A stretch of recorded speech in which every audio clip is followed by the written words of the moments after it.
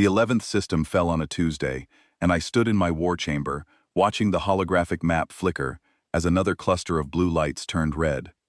40 days. 40 days since the Dravori hegemony had launched their offensive, and in that time, they had swallowed 11 of my border systems, like a beast consuming prey it barely needed to chew. My admirals stood around the table with the same hollow expressions they had worn for weeks, and not one of them could look me in the eye. I am Selara Voss, Queen of the Velari Dominion, and I was watching my empire die. Admiral Kesrin cleared his throat and began his report, though we both knew there was nothing new to say. The Third Fleet had been caught in a pincer formation near the Calyx Nebula. 14 capital ships destroyed, 6,000 crew lost. The Dravori had used their gravity lance technology to tear our vessels apart from the inside, and our shields had done nothing to stop it. Our counter-offensive at Threshold Station had failed before it began, because the enemy was already waiting when our forces arrived, as if they had known our plans before we executed them. I gripped the edge of the command table until my knuckles turned pale. 2 of my daughters had died in this war, Vaisha at the Battle of Korund Gate, commanding a destroyer that never had a chance. Lyrian 3 weeks later, when the medical station she was evacuating took a direct hit. I had buried them both in the royal crypts beneath the palace, and the stone was still fresh above their names. Surrender was a word my advisors had not yet spoken aloud, but I could hear it in every silence between their sentences. It was Minister Kalen who broke the pattern. He was old, even by Velari standards, and he had served my mother before me. When the others had finished their reports of failure, he remained standing, his datapad clutched against his chest like a shield. "Your Majesty," he said, "there is one option we have not discussed." I told him to speak. He placed his datapad on the table and projected a file I had never seen before. It contained a species profile, sparse and clinical, accompanied by a single image of a pale, soft-skinned bipedal creature with dark eyes and an unsettling stillness in its expression. "Humans," Kalen said, "from a quarantined death world in the outer spiral, a primitive species by our standards, barely spacefaring for 2 centuries. But there are reports, scattered and unverified, that suggest they possess an unusual aptitude for strategic warfare. I have identified a human military consultant available for contract. His name is Cade Harlan." The War Council erupted. Admiral Kesrin called it an insult. General Vren said she would sooner resign than take orders from a creature whose species still ate animal flesh. Commander Draylen laughed out loud and asked if we were so desperate that we had begun recruiting pets. I let them finish. Then I said yes. The room went silent. I told them that I had lost 2 daughters, 11 systems, and 43,000 soldiers in 40 days. I told them that every strategy they had proposed had failed. Every prediction they had made had been wrong, and every reassurance they had offered had turned to ash in my mouth. If a human could do what they could not, then a human I would hire. They did not argue further. They knew better. Cade Harlan arrived 6 days later aboard a civilian transport so battered it looked like it had been reassembled from salvage. My docking officers nearly turned it away before Kalen intervened. I watched the arrival feed from my private chamber, expecting something impressive. A warrior, a tactician radiating authority, someone who looked like he could turn a war. What I got was a man of average height, with brown hair cut short, and a face that held no expression I could read. He wore simple clothes, no uniform, no insignia, no visible weapons. He carried a single bag over one shoulder and walked down the docking ramp with the unhurried pace of someone arriving for a routine appointment. My royal guards flanked him, towering over his frame by a full head, and he did not seem to notice or care. I met him in the formal briefing chamber, surrounded by my remaining admirals and ministers. He shook my hand with a grip that was firm but not aggressive, and he looked at me with eyes that were quieter than any I had ever seen. Not empty, not cold, just quiet, the way deep water is quiet when you cannot see what moves beneath the surface. I spent 40 minutes laying out the war. I showed him the territorial losses, the fleet compositions, the technological gap. I explained the gravity lance, the Dravori's numerical superiority, their supply chain advantages, their alliance with 3 mercenary species. I gave him everything, because if I was going to trust this creature with the survival of my people, I was not going to do it halfway. When I finished, I expected questions. I expected requests. More ships, more soldiers, more time, more data. Every advisor I had ever worked with began by asking for more. Cade Harlan asked one question: "Which of your admirals do you trust least?" The silence that followed was so complete, I could hear the ventilation system humming above us. My admirals stared at him. Kalen stiffened. I felt something shift in the room, a subtle rearrangement of gravity that had nothing to do with physics. I should have deflected the question. I should have told him it was inappropriate, that the loyalty of my officers was not his concern. But something in the way he asked it, without malice, without agenda, just a calm surgical precision, made me answer honestly. "Admiral Sorvan," I said. "I trust him the least. I always have, though I have never been able to say why." Cade nodded once. He said nothing else for the remainder of the briefing. When it ended, he asked for one thing only. He wanted to see the wreckage from the most recent battle. Alone. I granted the request because I did not know what else to do with him. I watched him from the observation gallery as he stood on the lower deck, staring out through the reinforced viewport at the debris field that had once been my third fleet. Twisted metal and frozen atmosphere drifted in the void, catching the light of a distant star. He stood there for over an hour, hands at his sides, barely moving. My intelligence officer, Commander Tyrell, approached me while I watched. "Your Majesty," she said quietly, "we have run every search available on Cade Harlan. There is almost nothing. No military service record in any human database. No homeworld registration. No academic file, no medical history, no criminal record. The only confirmation of his existence is a name on a transport manifest dated 11 years ago. Before that, nothing. He is a ghost." I dismissed her concern. Humans were a disorganized species, I told myself. Their record-keeping was primitive. It meant nothing. I watched Cade Harlan stare at the bones of my fleet, and I told myself I had hired a fool. A quiet, strange fool from a quarantined death world who asked unsettling questions and stared at wreckage as if it could speak to him. I was wrong about many things in those early days, but I was never more wrong than I was about that. The morning after his arrival, Cade requested a private audience with me. No admirals, no ministers, no guards. Just the two of us in my study, with the door sealed and the recording systems disabled at his request. I granted it because Kalen advised me to, and because I was curious in a way I could not explain. He stood across from my desk, and he did not sit down even when I offered. He held a small datapad, not one of ours but a human device, battered and scratched, and he placed it on my desk with the screen facing me. "Your war is not being lost on the battlefield," he said. "It is being lost in this room."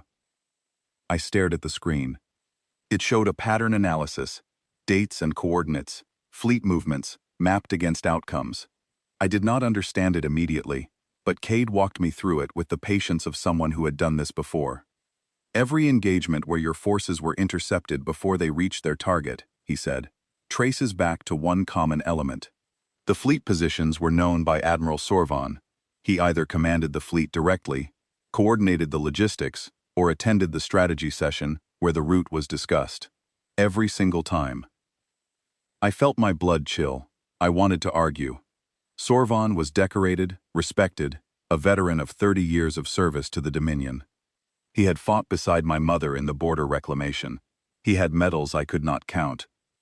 But the data was clean and ruthless, and it did not care about medals. I told Cade I needed proof, not patterns.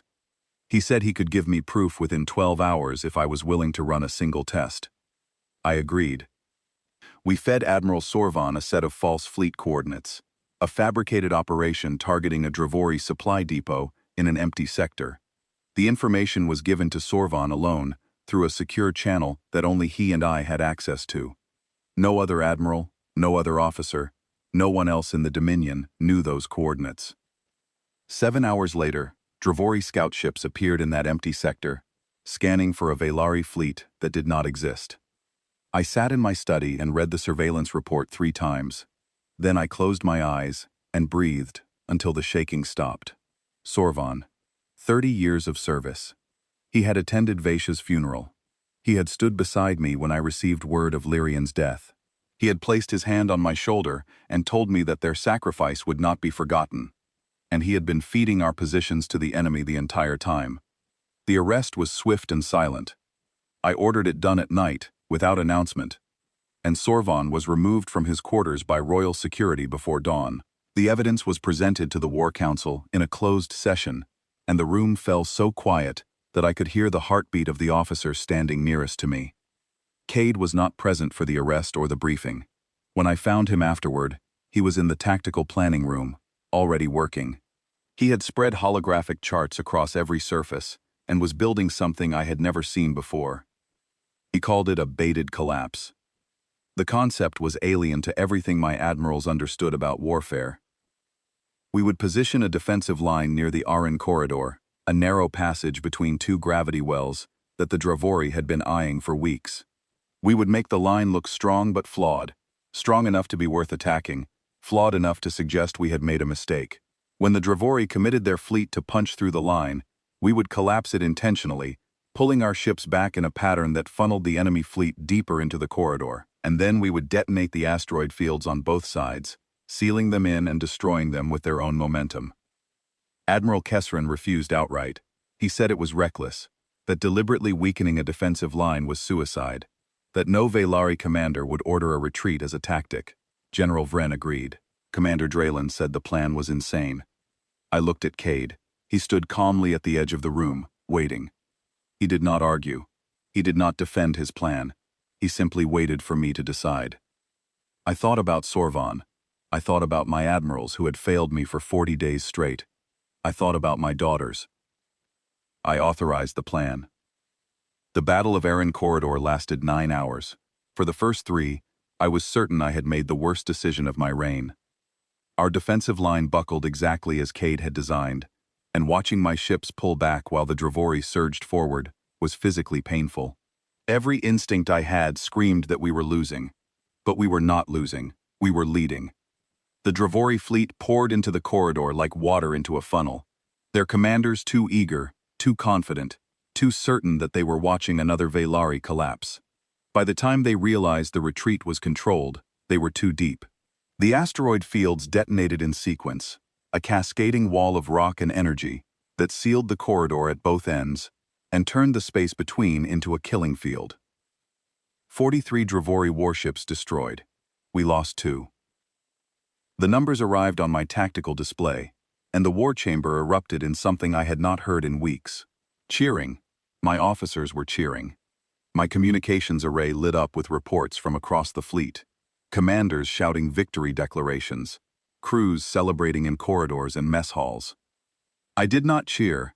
I stood at the viewport, watching the distant flash of explosions still rippling through the corridor, and I felt something I could not name. Relief, yes. Gratitude, perhaps. But underneath it, something colder. Something that whispered that I had just watched a man dismantle an enemy fleet with the casual precision of someone solving a simple equation, and that I still did not know who he was. I summoned Cade to my private study that evening. He came without ceremony, still wearing the same simple clothes, still carrying that battered datapad. I poured 2 glasses of Velari wine. He accepted one, but did not drink. "Where did you learn to do that?" I asked. "Experience," he said.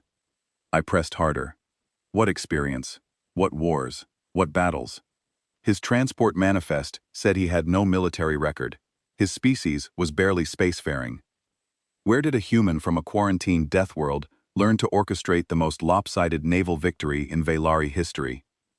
He looked at me with those quiet eyes, and for a moment, I thought I saw something flicker behind them, something old and heavy and carefully contained. "Your Majesty," he said, "you hired me to end a war. Let me do that." He left the wine untouched on my desk.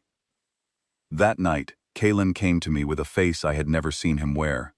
He was afraid, not nervous, not concerned. Afraid, in a deep and fundamental way that made him look older than his years. He told me he had contacted a Crethon information broker, one of the ancient species whose memory stretched back millennia. He had described Cade Harlan, his appearance, his methods, his mannerisms, and asked if the Crethon recognized him. The broker had gone pale. His species did not go pale easily. And then he had cut the communication without a word. "Your Majesty," Kalen said, his voice barely above a whisper, "I think we need to find out who this man really is, before the Dravori do."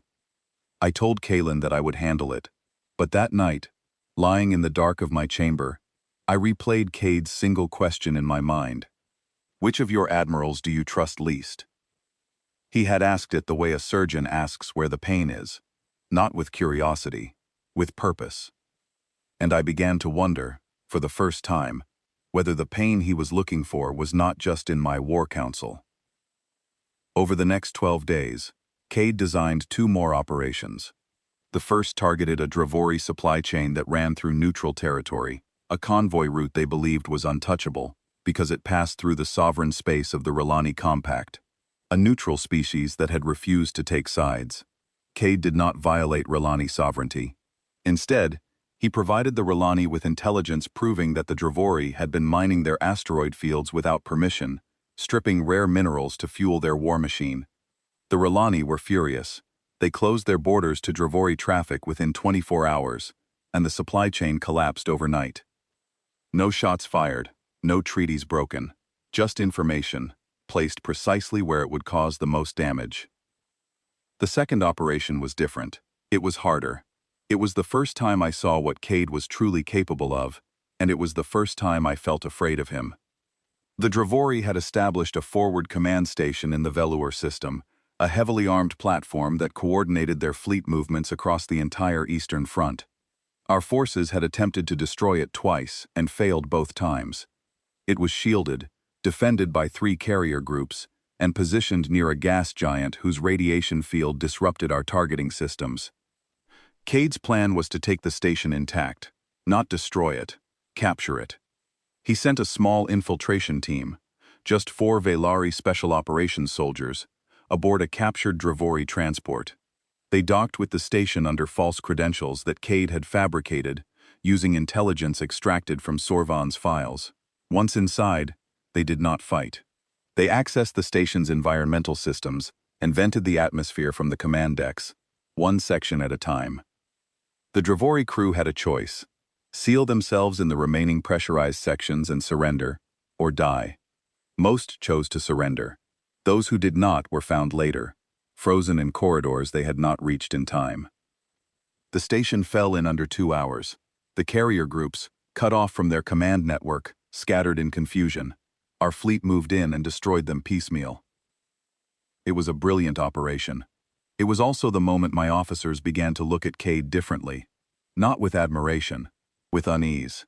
I confronted him in the corridor outside the tactical room. My voice was calm, but my hands were not. "My people are warriors," I said, "not executioners. Venting atmosphere from a station full of living beings is not warfare. It is something else." Cade stopped walking. He turned to face me, and there was no defensiveness in his expression, no guilt, no shame, just that bottomless calm. "You asked me to end a war, Your Majesty, not to make it comfortable." The words landed in my chest like stones. I wanted to argue. I wanted to tell him that there were rules, conventions, standards of conduct that separated civilized species from barbarians. But the image of my daughter's graves flickered in my mind, and I said nothing. He walked away, and I stood in that corridor for a long time, listening to the hum of my own ship and wondering what I had invited aboard. 3 days later, a Dravori envoy arrived. This was unusual. The hegemony had not communicated with us directly since the war began. They had rejected our initial calls for negotiation and ignored every diplomatic channel we had opened. Their silence had been absolute. The envoy was a Dravori diplomat named Thesson, and he was escorted to my audience chamber under heavy guard. I expected demands, ultimatums, perhaps terms for a conditional ceasefire. What I received was a warning. Thesson was terrified. I could see it in the way his mandibles twitched, in the jerky movements of his secondary arms, in the way his eyes kept darting to the doorway, as if calculating his escape route. He was not afraid of me or my guards. He was afraid of something else entirely. "Your Majesty," he said, his translator struggling with the tremor in his voice, "I have not come to negotiate. I have come to beg you to understand what you have done." I told him to explain. He said a name I had never heard before. The Ashen Hand. He said it the way my people speak the names of ancient plagues, with a reverence born from primal terror. And then he told me what the Dravori intelligence services had spent 7 days confirming. The human I had hired was not a military consultant. He was not an advisor, a strategist, or a contractor. He was a figure that half the known galaxy believed to be a myth, a ghost story, told in the darkest corners of species that had learned, at catastrophic cost, what happens when a single human decides that your war needs to end. The Ashen Hand, a legend, and he was living aboard my flagship. Thesson told me the hegemony was preparing to deploy a graviton cascade weapon, what my scientists would later call a planet killer. Not because they believed they could win the war, because they believed it was the only way to stop the thing I had unleashed. He begged me. A Dravori diplomat, representative of the empire that had killed my daughters, stood in my audience chamber and begged me to send Cade Harlan away before it was too late. I dismissed him, but I did not dismiss what he had said. That night, I accessed every intelligence archive available to the Dominion. I cross-referenced with Krython records, R'Lani databases, even the fragmented files of the outer territories where law and order had never fully taken hold. I searched for hours, pulling threads from a dozen species' histories, and slowly, piece by terrifying piece, the picture assembled itself. 20 years ago, a human had appeared in the outer conflicts, a series of brutal wars between minor species fighting over mining rights and territorial claims. No one knew where he came from. No one knew who sent him. He arrived alone, offered his services to the weaker side, and within months, the war was over. Not through negotiation, not through diplomacy. Through a systematic, methodical dismantling of the stronger side's capacity to fight. He moved to the next conflict, and the next, and the next. The Valkyrie subjugation ended when the Ashen Hand infiltrated the Valkyrie Fleet Command Network and reprogrammed their navigation systems. Their own ships flew into each other. 37 vessels destroyed in a single night. By their own engines, following courses laid in by a ghost. The Valkyrie surrendered the next morning. They had no fleet left to fight with. The Thessari border war ended when the Ashen Hand identified and exposed a weapons trafficking network that connected both sides' military leadership to the same arms dealer. Both governments collapsed within weeks, replaced by provisional councils too busy cleaning up corruption to continue fighting. The Krython Purge, the Cellon Uprising, the Drift Wars, conflict after conflict, stretching back 2 decades, each one ending the same way. Not with a treaty, not with a ceasefire, with a total, irreversible destruction of one side's ability to wage war, executed with a precision that bordered on artistry. The legends disagreed on details. Some said the Ashen Hand was a team, not one person. Some said he was a machine, an artificial intelligence wearing human skin. Some said he was immortal, that no weapon could kill him, that he moved between the stars like smoke. But they all agreed on one thing. The Ashen Hand did not just win wars. He made it so the losing side could never start another one. I closed the archive and sat in silence. My hands were shaking, not from fear, not exactly, from the realization that I had invited something into my empire that I did not understand, could not control, and could not send away. Not anymore.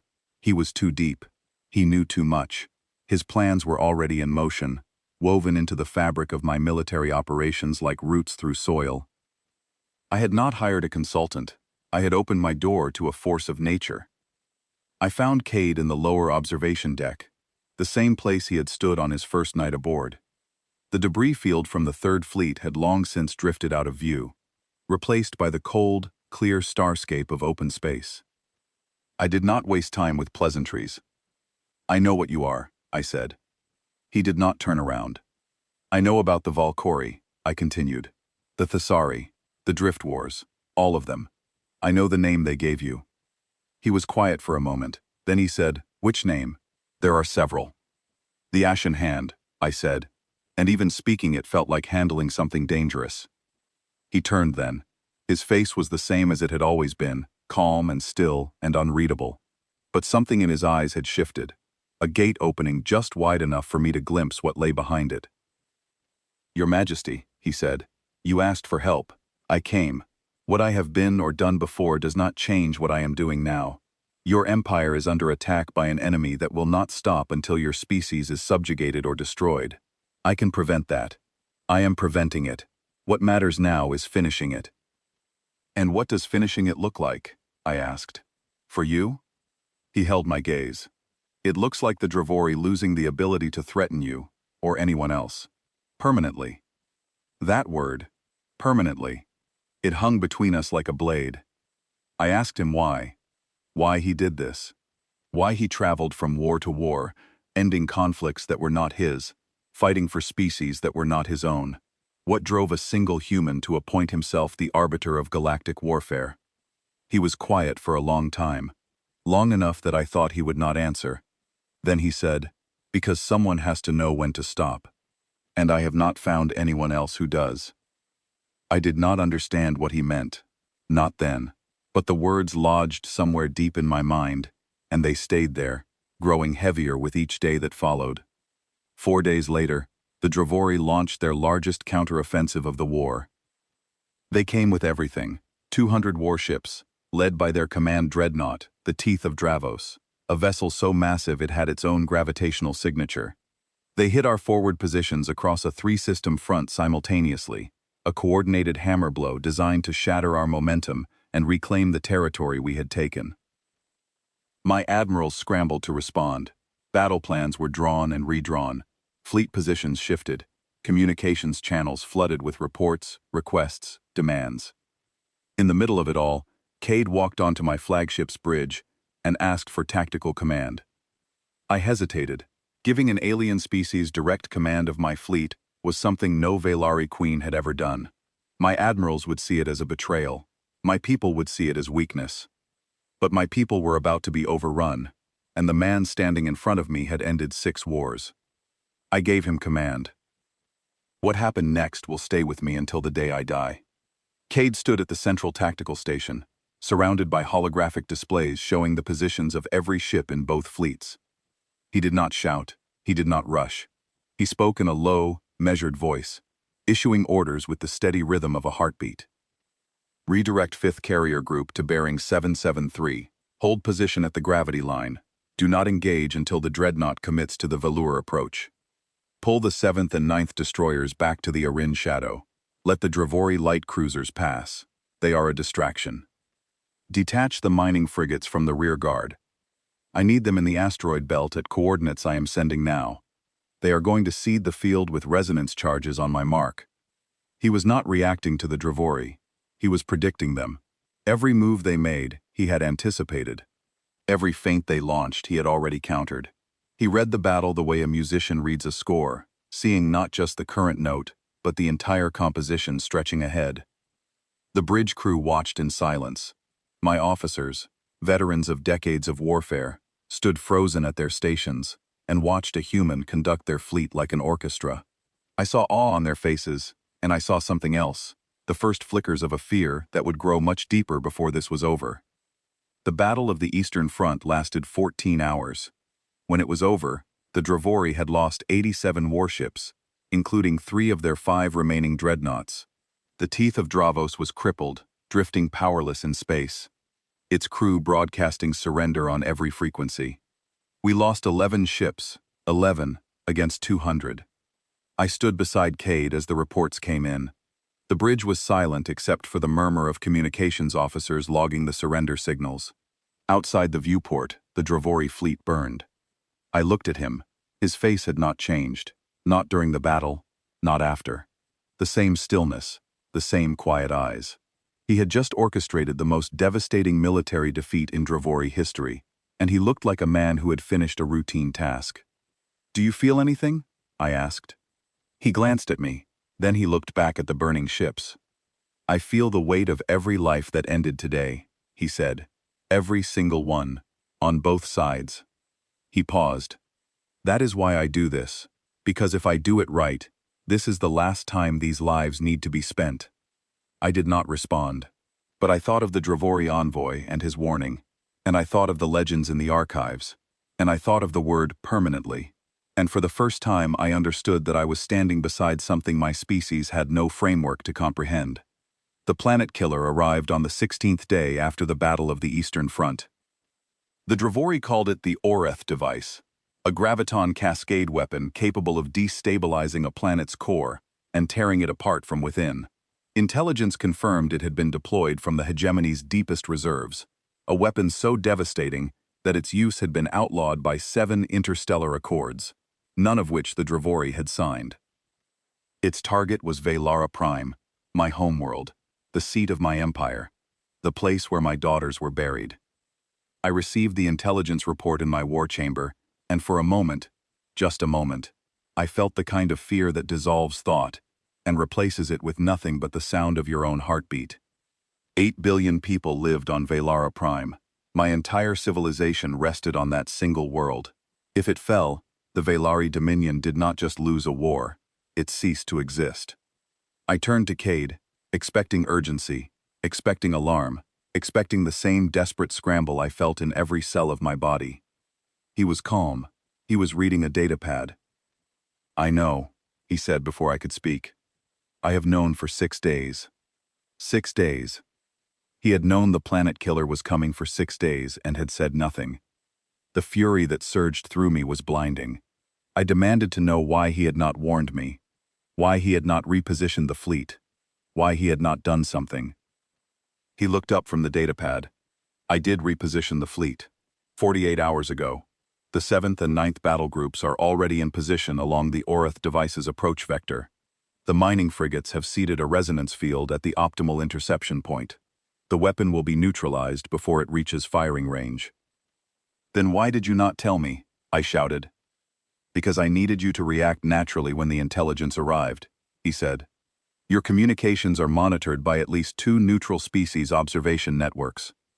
If you had known in advance, your lack of surprise would have been noted. I need the galaxy to see what happens next exactly as it happens, without any indication that it was anticipated." I stared at him. I did not understand. I understood 5 hours later, when the Oreth device entered our space, and Cade allowed it to get closer to Velara Prime than any weapon had ever come. He let it pass the first interception line. He let it pass the second. My admirals were screaming on every channel, demanding engagement, demanding that we fire everything we had. Cade overrode them all with my authority, and I stood on the bridge gripping the railing with both hands, watching a planet-killing weapon coast toward my world, while a human told me to wait.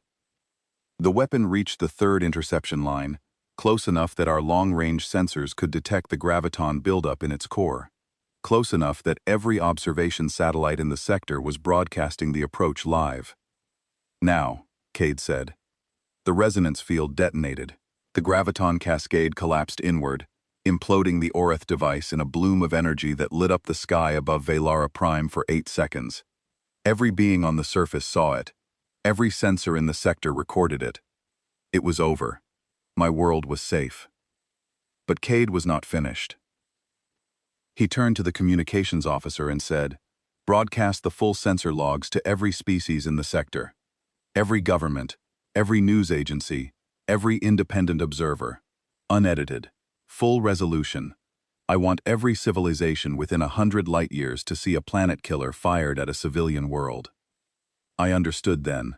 The cold, sick clarity of it washed over me like ice water. He had let the weapon get close on purpose. Not because he needed to. He could have intercepted it at the first line, safely, cleanly, without any risk. But that would have been a quiet military operation, noted in intelligence reports, and forgotten within a news cycle. By letting it get close, by letting every observer in the sector see a planet killer streaking toward a populated world, he had turned a military event into a political one. The Drevori had just used a weapon of mass destruction against a civilian population in full view of the galactic community. Every neutral species, every non-aligned government, every cautious observer who had been sitting on the sidelines of this war was now watching footage of a planet killer aimed at 8 billion civilians. The diplomatic consequences were immediate and devastating. Within 36 hours, The Relani Compact formally condemned the Drevori. The Krithan Archives severed all cultural exchange agreements. The Selen Trade Federation froze Drevori financial assets across 4 systems. 14 species that had maintained strict neutrality issued joint statements of condemnation. 3 of them began mobilizing defensive fleets. The Drevori hegemony was not just losing the war, they were being erased from the galactic community.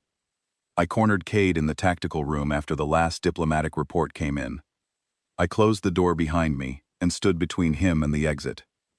"You used my homeworld as bait," I said. "I used the Drevori's desperation against them," he replied. "Your homeworld was never in danger." "It was in danger because you let it be," I said. "You gambled 8 billion lives on a timing calculation." He did not flinch. "I gambled 8 billion lives against the certainty that if I did not end this war completely, the Drevori would rebuild and come back in 10 years with a weapon I could not stop. I chose the smaller risk. The logic was flawless.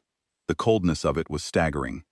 I asked him what the endgame was, not just for this battle, for everything, for the war, for the Drevori, for the sector. He told me. "The Drevori will request formal surrender terms within 72 hours, he said. "Their military is shattered, their diplomatic standing is destroyed, and their internal politics are fracturing along the lines I have been encouraging for the past 3 weeks. I blinked. "What lines?" Cade explained that he had been feeding intelligence to dissident factions within the Drevori hegemony, groups that had opposed the war from the beginning, but lacked the leverage to challenge the ruling council. The military defeats, combined with the diplomatic catastrophe of the Planet Killer, had given those factions exactly the ammunition they needed. A political revolution was already underway inside the hegemony. By the time the surrender was signed, the leaders who had started the war would no longer be in power. I sat down. Not because I chose to, because my legs would not hold me. "But that is not all," Cade said, and something in his tone told me the ground was about to open beneath me. He told me about the second layer, the one I had never seen, the one that extended far beyond my war, far beyond the Drevori, far beyond anything I had imagined. For the past 4 months, while he had been serving as my military consultant, he had also been feeding intelligence to 3 other species locked in their own conflicts on the far side of the sector. He had provided them with strategic analyses, political leverage, and tactical frameworks, all tailored to their specific wars, all designed to produce the same outcome, not victory for one side, structural collapse of the aggressor's capacity for warfare. Within 6 months, he told me, every major war in the sector would end, not because anyone had chosen peace, because war would become structurally impossible for every species that had started one. Their militaries would be dismantled, their political leadership replaced, their alliances severed, their economies redirected. He was not ending a war, he was ending the era of wars. I asked him who had authorized this. What government, what council, what authority had given a single human the right to reshape the geopolitical landscape of an entire galactic sector? "No one," he said. "I saw what needed to be done, so I did it." I looked at him, this quiet man in simple clothes with his battered datapad and his calm, unreadable eyes, and I asked the question that had been building inside me since the Drevori envoy first spoke his name. "How many wars have you ended?" He held my gaze. "Yours will be the 7th. The Drevori hegemony requested formal surrender terms 51 hours later. Cade was right, as he was right about everything, and the cold precision of his accuracy no longer surprised me. It terrified me. The surrender negotiations took place aboard a neutral station in the core system, and Cade attended as my advisor, though by that point the word advisor felt absurd. He was not advising me. He had not been advising me for weeks. He was executing a plan that had been in motion before I ever knew his name, and I was the instrument through which he worked. The terms he drafted were not what I expected. I had anticipated harsh reparations, territorial seizures, the kind of punitive conditions that victors impose to ensure their enemies suffer. Instead, Cade's terms were ruthlessly fair. No reparations, no territorial annexation, no occupation. Instead, the Drevori military would be permanently disarmed of all offensive capability. Their fleet would be reduced to defensive patrol vessels. Their weapons research facilities would be decommissioned, and their military academies would be restructured to focus exclusively on civil defense. A neutral coalition, assembled from the 14 species that had condemned the planet-killer deployment, would monitor compliance for 20 years. The dissident faction that had taken power within the hegemony accepted the terms within hours. They were eager to distance themselves from the regime that had started the war, and Cade had structured the agreement to let them do exactly that. The new Dravori government could present the surrender not as a defeat, but as a liberation from their own warmongering predecessors. It was elegant, it was surgical, and it was designed, I realized, not just to end this war, but to ensure that the conditions which created it could never reassemble. I watched the signing ceremony from my seat at the negotiation table, and I did not feel victory. I felt the weight of understanding settling over me like snow. My people celebrated. Across Velara Prime, in every city and settlement, the news of the surrender sparked celebrations that lasted for days. Fireworks lit the skies. Songs were written. My name was chanted in the streets, the queen who saved the Dominion. But it was not me who saved it, and the man who did was already preparing to leave. 3 days after the signing, I received a private communication from Sovereign Kalara of the Ralani Compact. She asked for a classified meeting, off the record, at a location of my choosing. I agreed. When I arrived, Kalara was not alone. 2 other leaders were with her, Premier Drosun of the Selen Trade Federation and High Counselor Mevra of the Thessari Republic. 3 of the most powerful heads of state in the sector, gathered in a sealed room with no aides, no guards, and no recording devices. Each of them had a story, and each story was about Cade Harlan. Kalara had hired him 8 years ago, during a trade dispute that threatened to escalate into open warfare between the Ralani and a neighboring empire. Cade had resolved it in 4 months by exposing a financial conspiracy that implicated both sides' banking institutions. The war never happened. Drosun had consulted him 5 years ago, when the Selen Federation was facing a separatist insurgency that had already cost thousands of lives.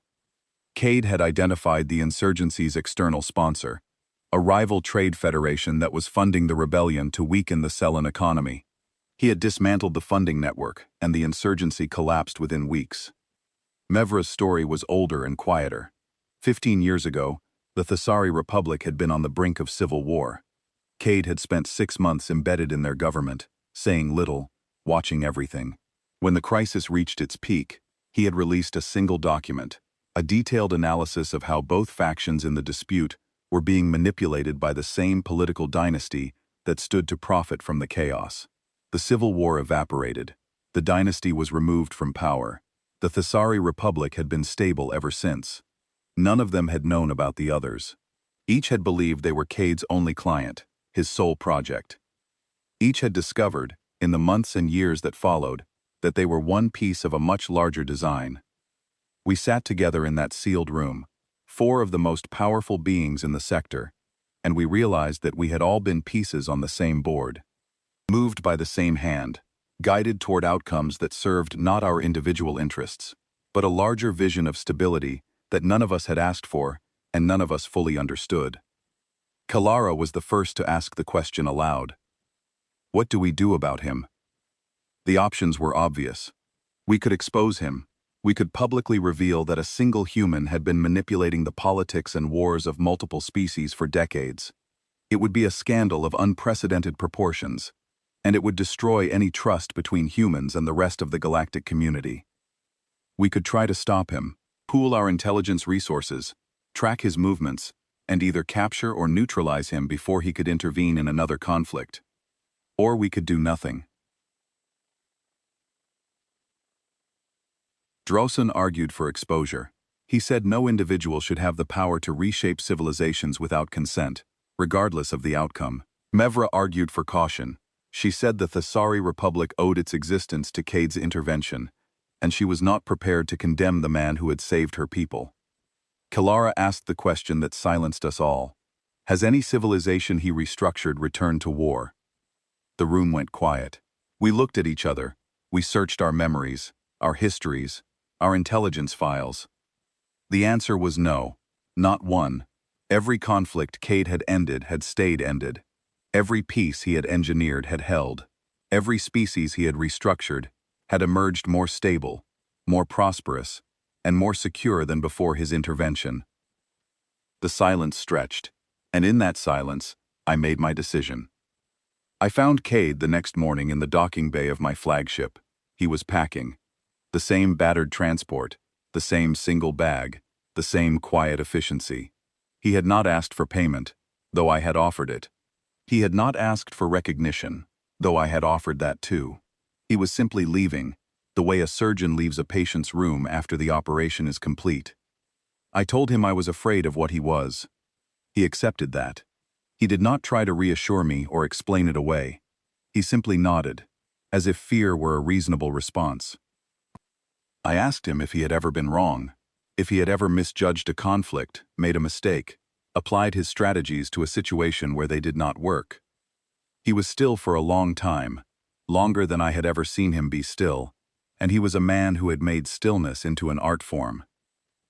Once, he said, early on, before I understood the scope of what I was doing, I disarmed a species that was engaged in an aggressive expansion. Their military was dismantled, their government restructured, their offensive capability removed. It should have made them safe. He paused.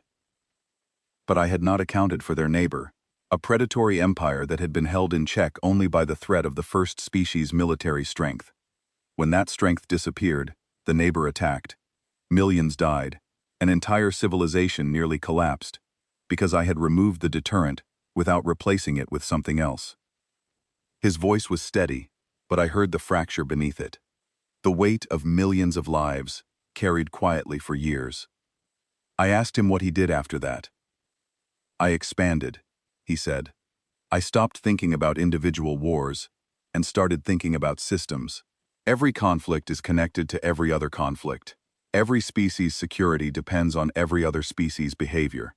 If you end a war without addressing the conditions around it, you create a vacuum. And vacuums get filled, usually by something worse. That, he said, is why I do what I do now.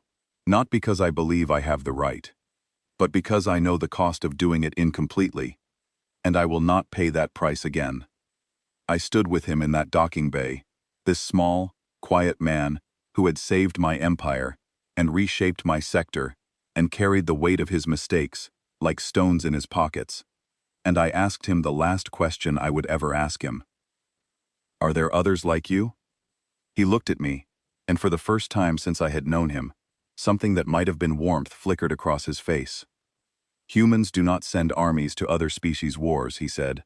We learned a long time ago that armies create as many problems as they solve. Instead, we send individuals, people who understand systems, people who see patterns, people who know how to break cycles of violence, because our own species nearly destroyed itself, learning how those cycles work. He picked up his bag. We are not soldiers, Your Majesty. We are not conquerors.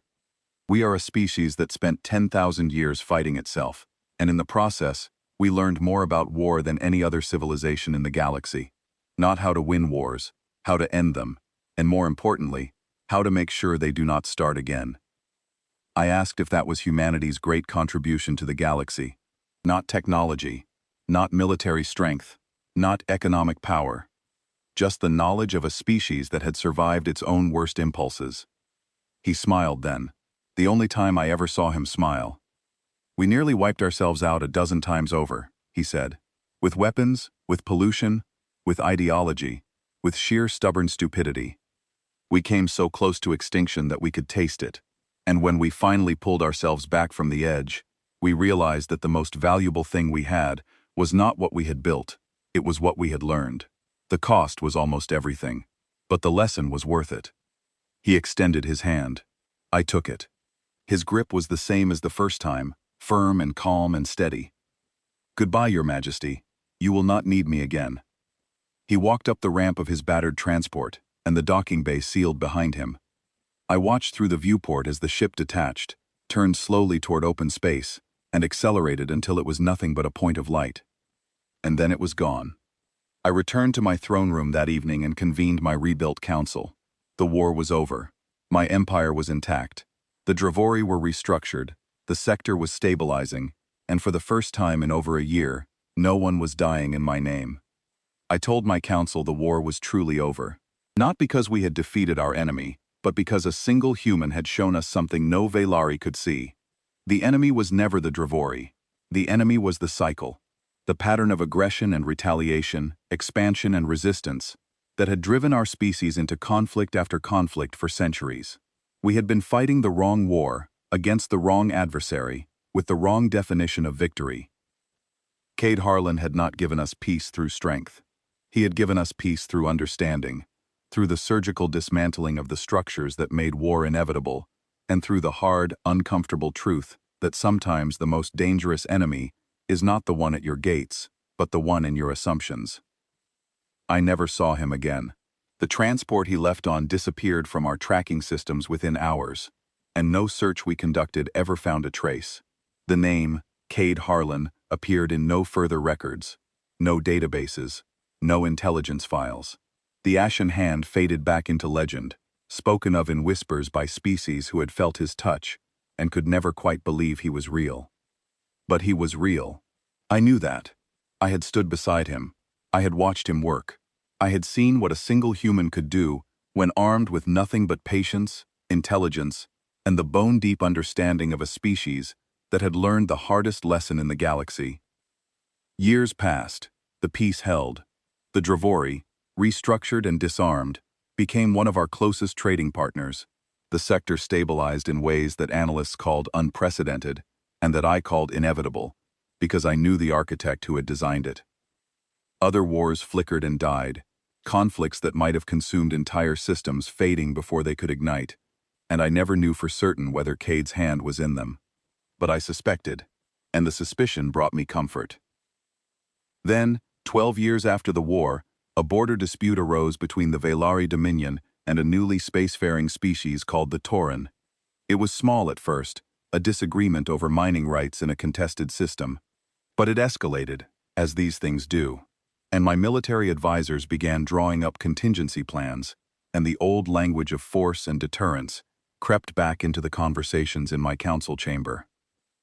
One morning, I sat down at my private terminal to review the overnight intelligence reports, and I found a data packet on my personal channel. No sender identification, no routing information, no return address. Just a single line of text. You already know how to stop this. I stared at those words for a long time, and then I closed the intelligence reports, dismissed my military advisors, and opened a diplomatic channel to the Tauren. Because he was right. I did know. He had taught me, not with lectures or lessons, but by showing me what war looked like from above, from the perspective of someone who could see the gears turning inside the machine, someone who understood that every war is a system, and every system can be redesigned. The Tauren dispute was resolved in 11 days, without a single shot fired. I never received another message, but I never needed one. The lesson had taken root, deep and permanent, in the bones of my civilization. We had learned what the humans learned long before us, the hard truth that the only war worth winning is the last one. And somewhere out there, in the vast and ancient dark between the stars, a quiet man with a battered transport and a single bag moved on to the next fire, not to fight it, to teach someone else how to put it out. That is the legend of the Ashen Hand, not a warrior, not a conqueror, just a human. And that, as I have learned, is more than enough.